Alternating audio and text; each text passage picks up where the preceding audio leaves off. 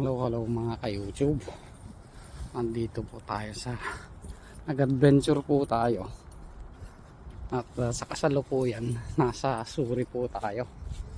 Sa 88th Avenue na King George Boulevard. Dito kasi, kaya ako napunta dito is sabi ng sister ko, to dyan nangingisda yung dating mister ko, sabi niya, kasi yung hiwala yung sister ko sa asawa niya, pero yun was 30 years ago. Ngayon eto ako ngayon na curious dahil lang nakukuha daw dito ay wild na trout. Ayun, hinahanap itong lugar, so mag-isa ulit tayo nag-a-adventure. So ang lugar natin is nasa Bear Creek Park tayo. Bear Creek, bear na bear, tapos creek na parang alam niyo yung maliit na ilog ba na nasa syudad din. So ito yung playground, nakita ko to dun sa Google Map. Yung playground, alam niyo sakit ng mga daliri ko kasi ang weather namin ngayon is 1. So mapapansin niyo yung mga damo, may ice yan, naka frost, ayan o, matigas. Tapos kumikislap-kislap yung mga kahoy. Sakit na nung mga daliri ko dahil hanggang ngayon na pinipilit ako ni Mildred na bumili ng guantes ko. Hindi pa ako bumibili ng guantes. Ngayon hindi ko naman ina-expect na ganito ang weather ngayong umaga. So paiba-iba din kasi ang weather dito. Kahit na may araw, ayan, yung araw ang ganda-ganda, kaso kulang yung init ng araw na yan para uminit dito sa lugar. Mas malamig pa rin yung hangin at saka yung environment dito sa Suri, sa Bear Creek. So ito yung grounds niya, ng football grounds niya. Then somewhere yata dun sa dulo doon, nahanap ko yung creek eh. So somewhere doon sa pinakadulo yung kuan na yan. So ang ganda rin ng mga park pala dito. Maganda dito siguro pag summer. Ganda ng puno, may puti-puti siya. Yan ay frost, hindi po yan snow. Kumbaga yung hamog na nakukuha ng mga dahon sa lamig, ayun, namuti, nagyelo. And ito yung puting magnolia. Ito yung pinakamaagang nag-bloom. Ayan, meron na siyang mga meron na siyang mga tawag dito yung buds. Kasi after a few months pa, spring na naman namin. So yan o, makikita nyo yung parang bulb. Ito siya o, lapit ko lang yan, medyo mataas kasi siya. So yung mga puting magnolia, sabi ng ate ko, is yan yung mga nauuna na namumulaklak kahit na nag-snow pa. Sila yung mga unang namumulaklak pag winter. So somewhere naman nasa na kami, parang mid winter months. Itong January, ang start ng winter months namin is December, tapos 4 na buwan. So December, January, February, March mag-e-end yung aming winter, and then spring na. So ayan ang view dito. Ayan, ganda ng transition ng colors. Mga pulo namin kalbo kasi yun nga, winter nga. Madalang lang yung mga may dahon katulad ng mga yan, mga pine trees, tsaka mga cypress trees ang may mga dahon, mga matibay sa lamig. So ayan, hanapin natin yung creek. So ito yung grounds. Ang suspetsa ko is doon, banda doon yung pupuntahan natin, pero ikutin na lang natin tong park. Naghahanap din ako ng iihiyan ko eh. Lamig. Ito lang itsura ko din. Yan ang itsura natin. So ang damit natin is dalawang warmer, dalawang shirt, tsaka ito may neck warmer tayo, yung armas natin. Tapos sa pantalon naman Dalawang warmers din, tapos isang jeans para hindi tayo lamigin. Ito pala yung train. Okay, makita kasi yung train na iikot dito sa park. Hindi nakalagay ngayon. Meron siyang railroad track na maliit din. Iikot yan sa park.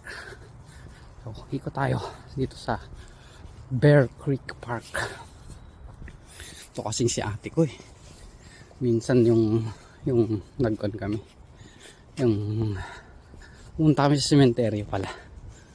And then sabi ng ate ko, yan, yung Bear Creek Park na yan. Diyan kami pumupunta noon nung bata yung anak ko, sabi niya.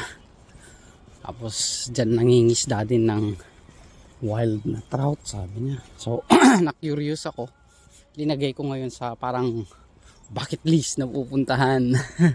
Kaya ayan, nandito tayo, namamasyal dito sa Bear Creek Park. Ganda siguro dito pag spring. Ano? Pero pag spring hindi mo makikita dyan sa loob niyan. Kasi sigurado ko masukal na masukal yan. And then meron din mga nakatirang parang may nakita kong gamit ng mga homeless doon. Ayan. Ewan ko nakikita niyan. May mga gamit doon. So, sigurado yan. Merong mga nakatira dyan na homeless. Hindi ako makapagbigay ng history ng Bear Creek Park kung bakit siyang tinawag na Bear Creek. Ewan ko, siguro noong panahon, ayun, squirrel oh. Noong panahon siguro, mayroon mga kandin dito. Bears na umiinom dyan sa may ilog. Matagal na panahon siguro. Ayan. Kaya tinawag na Bear Creek. Pero sa ngayon panahon, walang mga bears dito. Saka yung mga wildlife, kung napapasok ng syudad, hinuhuli nila, tinatranquilize nila, tapos dinadala doon sa mga masukal na lugar. Tulo na to ah. Wala pa rin ako nakikitang creek. Yung sa kalsada kanina may nakita ako. Pero sige lang. Balikan ko kayo saglit ah. Medyo talagang sasabog na ako. Saglit lang. Ayun. Nagtutuloy tayo. So, kalsada na yan. Ewan ko kung mayroon pang mapuntahan dyan. Dito tayo. Nag-left turn tayo.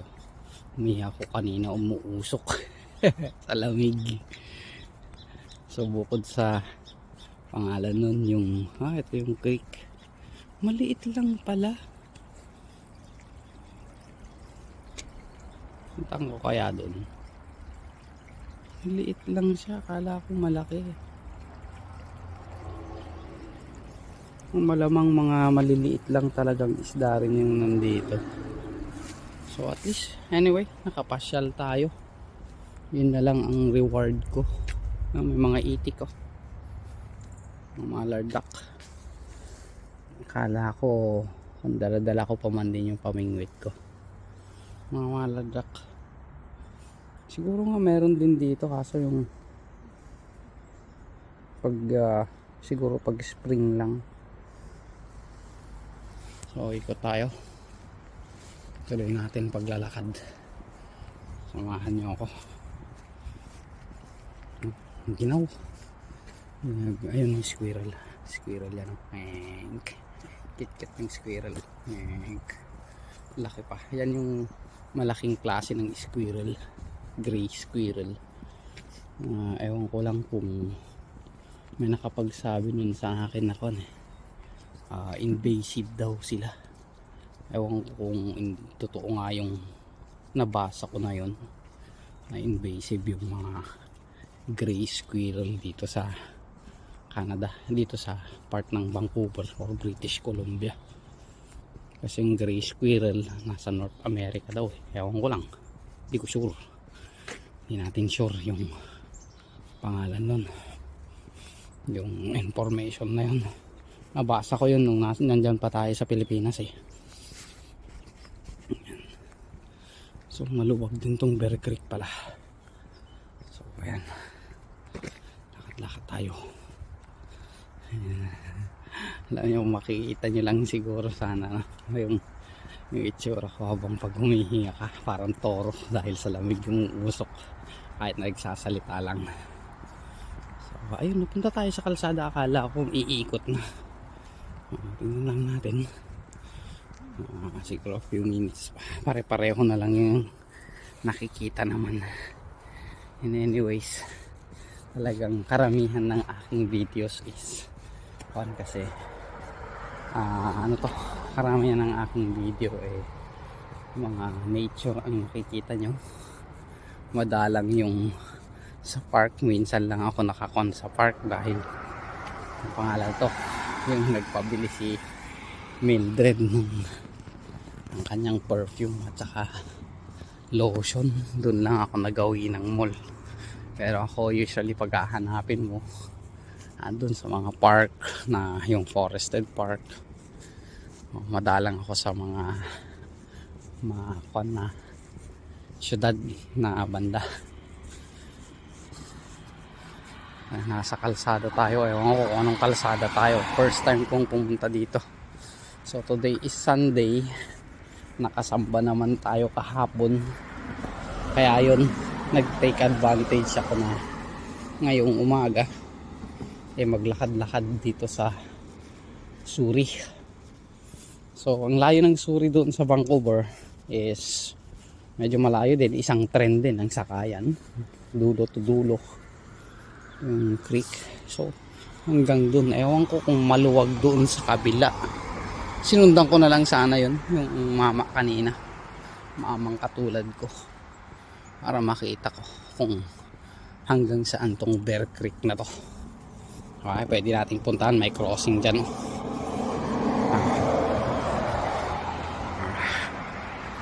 Ganda ng view, no?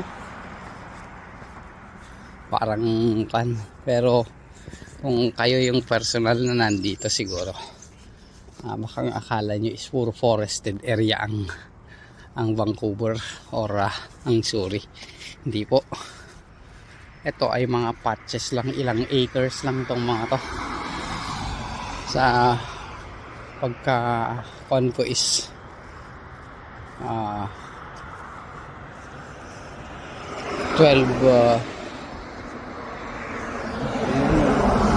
ito area nito is parang 12 square miles siya. Walang crossing doon tayo, balik tayo. Ayaw din magpabigay ng mga sasakyan pwede na tayo siguro. Naririnig yung mga puti, galakad din katulad ko. So sarado doon. Ito, sundan natin kung saan tayo mapunta, tapos mamaya uwi na tayo. Siguro daan tayo ng sopas. Namumuti yung kahoy sa frost. Ayan icicles na maliliit. So tignan natin saan tayo mapupunta dito. Ito yung sinusundan ko, itong maliit na ilog na sapa ba to? Sapa ito sa Tagalog, yan. So ganda ng mga tunog din ng ibon. Yan ang itsura dyan, hindi gaano makita. Hindi ko gaano makita dahil malakas yung araw kasi doon. Pero kayo sigurado ko kita nyo yan. So ito ang nangyari nang dahil sa information. So maraming transformation pala pag ilang taon na rin, 30 years. So siguro hindi ganito talagang itsura nito nung 30 years back, hindi siguro talagang ganitong itsura nito. Sabi kasi ng mga ate ko, mahulit ko lang yung kwento na yun, meron pa kaya? Sabi kong gano'n sa kanya. Sabi niya 30 years ago yun. Sabi niya, maliit kasi yung anak ko noon. Sabi niya, wala na ngayon siguro dyan. Sabi. Kaya ayun lang, na-curious lang talaga ako. Kasi iilan lang talaga naman ang lakes na linalagyan ni British Columbia ng trout dito sa Vancouver, sa Metro Vancouver. Yung mga lakes na yun, alam nyo na yung mga pinupuntahan ko dito, yung 4 na lakes na yun. So meron tayong Lafarge, meron tayong Rice Lake, meron tayong Como, meron din tayong Deer Lake. So yun yung mga pinaglalagyan, and doon din tayo nagagawi. Gusto ko rin ma-experience sana yung kumbaga wild.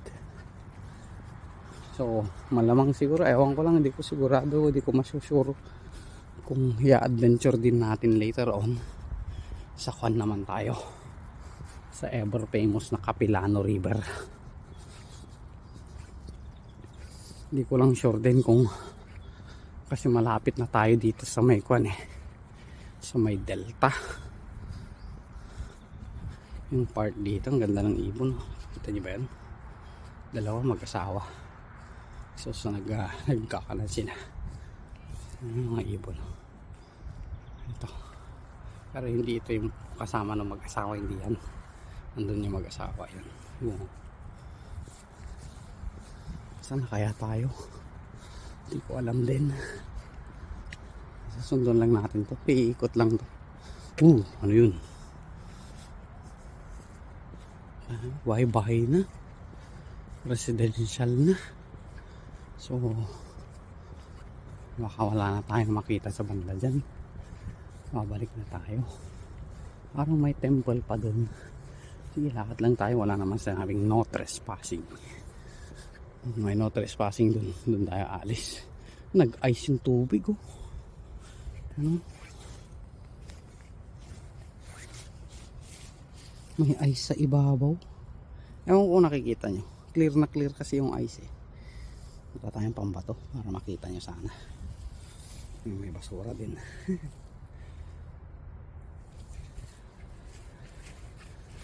Okay. Ewan ko kung nasan tayo. Residential na nga. Kung may road doon, liko tayo doon. So, 9 minutes na pala. Sige. Balikan ko kayo ulit Ayun, nagbabalik tayo. So napunta tayo sa mga residential kanina. Doon tayo galing Ngayon pabalik tayo. So dyan din ako nag washroom kanina. So siguro tignan lang natin yung iba pang path nito. Tapos mag-bus na tayo. Hindi na tayo. Medyo ginugutom na rin ako. Nadala ko lang dito kape. Hala ko makakapag tapon tayo ng pamingwit Hindi pala. Maliit pala yung creek na to. O baka hindi ko lang alam kung saan talaga yung medyo malaki-laking creek. Kasi sa mga pangalan nito, nung nag-google ako nung kagabi, sabi dun sa Google, merong mga umaabot na salmon dito. Sa tingin ko hindi naman yata konektado itong pangalan to. Tingnan natin to, may pathway dito papuntang Sapa. Pinagpapatayan nata ng aso. Parang may amoy pupo ng aso dito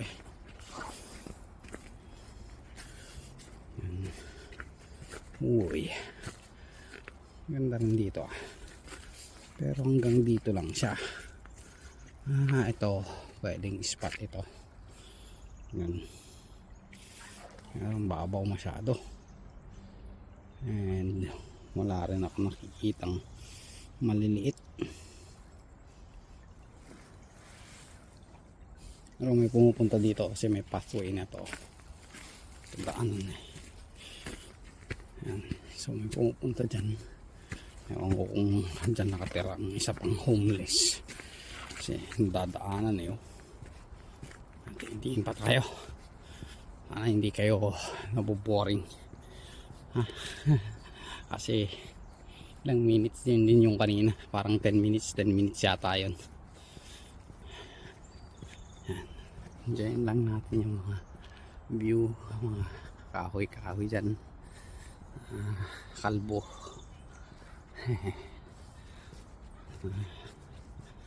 Dati napapanood lang sa pelikula. Ngayon ay experience ko na yung naglalakad din dito sa mga ganito lugar. Ito po, ang ganda nito. Marami ng magnolia din siguro ito. Ayan. Namumulaklak na siya. Beautiful. Yeah, Good morning. really nice. Good morning too.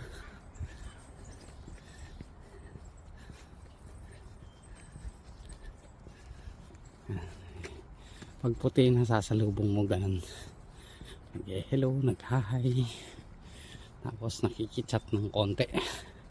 Tama yung sinabi nung kon namin ng ESL dati, si Ma'am Agabaw, sabi niya yung mga puti, they love to have chit chats, yan yung ilog. Ayan na yung sapa pala. Okay, maliit lang pala yung sapa talaga dito. So nagpaloob pa tayo. Ewan ko kung saan tayo dadalhin itong pathway na to. Sa lakad-lakad lang tayo. Mabalik ako doon sa kanya mga puti. They love chit chats. Kumbaga nakakita sila ng mga nakakasalubong, nag-hi, nag-hello, lalong lalo na dito sa Canada. Ganun sila dito.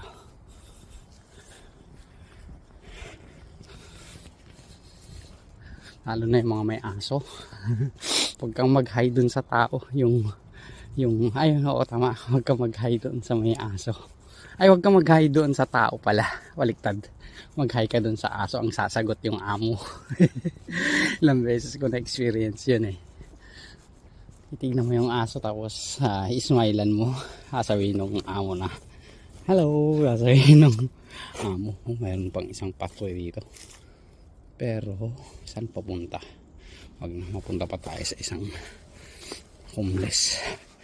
I-adventure sana natin yun eh. Kaso ang tingin ko hindi pupunta ng sapa yun.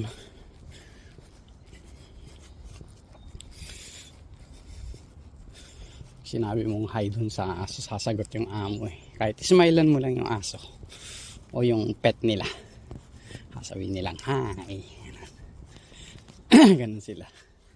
Ay, nakakon ko yung mic, nako-cover ko yung mic. Nakikita ka. Yan yung araw. Ang ganda ng sikat niya pero grabe ang lamig.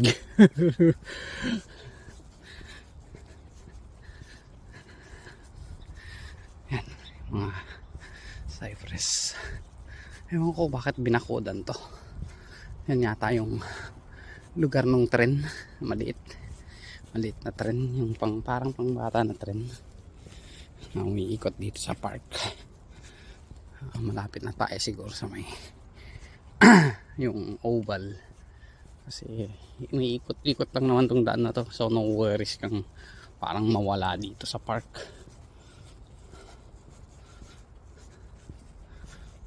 $12 acres yata yun, nabasa ko ito yung park na to. So maganda dito siguro pag springtime. Dami kasing ibon. Tapos kanina may nakita akong black na squirrel kasi hindi ko videoan. Kung pabalik tayo mula dun sa may residential. Meron yung ibang parks dito. Ayan, gray squirrel oh. Ayan siya. Ayaw niya magpakuha sa camera. Ayan. Gray squirrel. Ayun, may asawa pa siya nandito sa kalsada. Yan o, tantararan. Hello. Ang taba nyo. Palapitin natin. Walang pagkain tayo. Ang ganda nyo. Hello. Come. Ang kit-kit nyo. Hello. Ayan na siya. Malapit na siya sa kamay ko.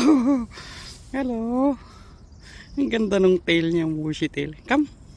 Yeah. Come. Yung asawa nyo, dalawa sila. Come here, come. Hello. Yeah, that's it. Go on. Closer, closer. Come. Yeah. Ang ganda mo. Ewan ko, mag-asawa to. Oh. Anak tong isa ito. Medyo maliit eh. Come, come, come, come. Yan. Here. Want some nuts? I didn't bring any nut. Come. Yan yung isa. Ang ganda nila oh. Oh, dalawa sila. Okay. Yan yung mga puti-puti na yun. Ayos oh. Napalapit din natin ang galing. Ito tayo. Tanapin na natin yung way palabas. Thanks squirrel. Ganda. Pinagbigyan din tayo. Lumapit din. Pinapakain siguro mga squirrel dito. Kaya ganun kaamo sila. Wala akong tinapay. Ano ba yan? Nagmula nung pumunta ako dito, binabala kong videohan na yung bigyan yung squirrel na nakakain. Hindi ako nakakadala ng pagkain palagi. Pero mayroon yung time dati dun sa may camp. Hindi sa Campbell pala. Yung sa island sa Victoria. Nung nag-camping kami nung lately lang. Nung last summer lang. May dala akong sandwich. Tapos may nakita akong ganyan gray squirrel. Pupunta dun sa may stocks na. Ay yung namin. Yung sa may table namin. Sa may camp. Alam nyo. Nung binigyan ko siya ng maliit, hindi umalis. Binigyan ko ulit ng maliit. Nagpahawak, nahawakan ko pa. Kaso wala yung cellphone ko nandun sa may tent ko. Sayang hindi ko na videoan nga ako. Sana videoan ako nung mga nasa likod ko ako. Para kopyahin ko na lang. Kaso walang naka-video sa akin. Pero nahawakan ko yung squirrel. Ganda.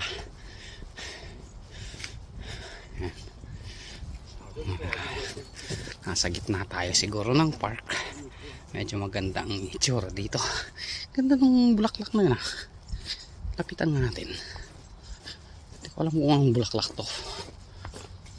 Ayan. Kikita nyo ba? Ewan ko kung makikita nyo. Pero parang purple. Purple ba yun? Ay hindi. Yung ice lang yung kanya. Kumbaga epekto lang nung rays ng sun. Sa may ice na nakakan. Parang rainbow. Okay. Good. Lakad tayo. Nasa gitna tayo ng park siguro kasi maganda ang itsura dito sa loob. Yan. Bear Creek Park. Bear Creek Park. Yan. Ang ganda rin pala dito. Dito yung sinasabi ni Chrissy ganda na magandang may ka-holding hands na naglalakad dito. Shout out Chrissy. Yan. Tapos nag-shout out na rin lang ako. Mga lagi ko nakikita sa channel ni Mildred at ng aking channel si Celsia Jingjing. Ang mga yan palagi mga suki sa channel. Sino ba bang naalala ko? Mga masyal doon. Lately lang, yung kagabi lang, si Ate Beth. Ayan. Sino pa ba? Ayun lang, ba't ko ba nahuhuli palagi si Nicole? Palagi din si Nicole. Tapos si Des din. Yan, mga yan. Shout out sa inyo. Salamat sa pagsusuporta. Yan. View na lang tayo. Ba't ako naka-zoom? Ay hindi. So ito yung entrance ito. Ano ba ang kan ito? Paano nakalagay dito? Ayan. Yung mga well known na pag nakita kayong ganyan, mga ganyang structures nasa North America or sa Canada ang lugar na napuntahan nyo. Ayan. Ayun. Welcome to Bear Creek Park Gardens. Blah blah blah blah blah blah blah blah blah.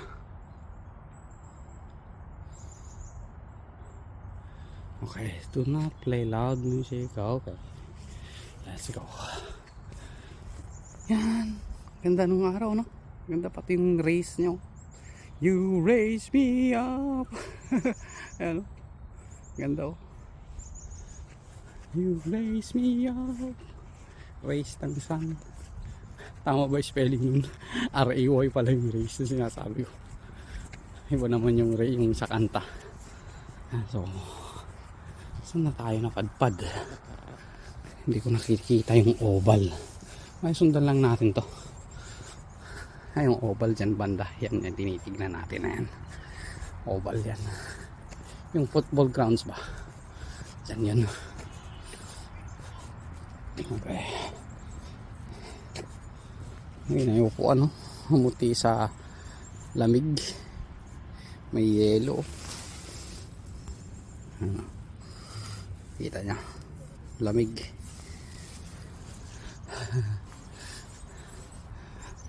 Kaya naman, di naman yelo yan. Asin. Parang asin eh, no? Parang asukal. So, sige. Malapit na tayo dun sa ating lalabasan. Yung kung ano man yung pinasukan natin siguro kanina. Ewan ko lang. Kasi ngayon lang ako nagawi dito. Na mag-isa pa.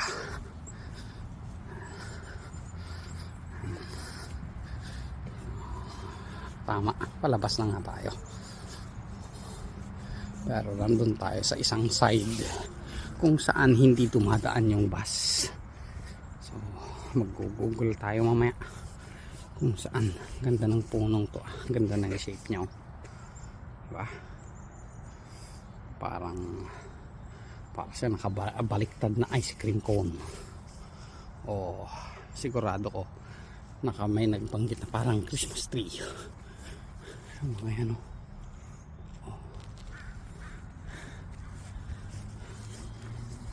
Ayan o. Pinasabi ni Chrissy Muma. Hehehe. So, magpa left lang tayo. Malamang lalabas tayo dun sa dinaanan natin kani-kanina lang. 10 minutes ago or 15 minutes ago.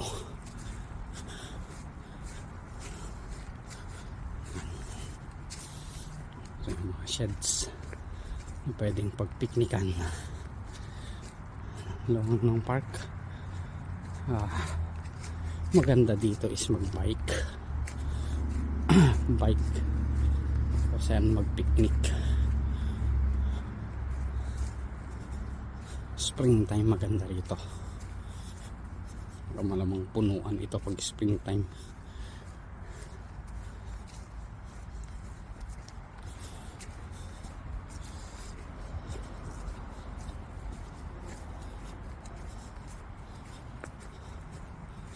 Siguro balikan ko to sa spring. Ang purpose ko naman maningin ng mushroom dito. Ganda ng mga puti-puti na yan, no? Nabidyoan ko na yan dati nung pumunta tayo ng Como. Kung maalala yung pumunta tayo ng Como, may shorts akong ginawa doon. Ganyan, mga puti-puti na yan. Ewan ko kung siya yung dull eyes na tinatawag, poisonous. Ganda lang siyang tignan, pero nakakalason. So, ayan. Uy. Siguro dito ko na i-end yung aking pamamasyal dito sa Bear Creek na video. Kasi medyo mahaba-haba na rin. May 15 minutes na rin tayo nagdadada kung ano-ano. So, maraming salamat sa panunood ng Bear Creek Park Adventure. Siguro yun ang i-title natin, Bear Creek Park. So hindi ko alam kung saan ulit ako pumupunta. So bye bye, thank you for watching.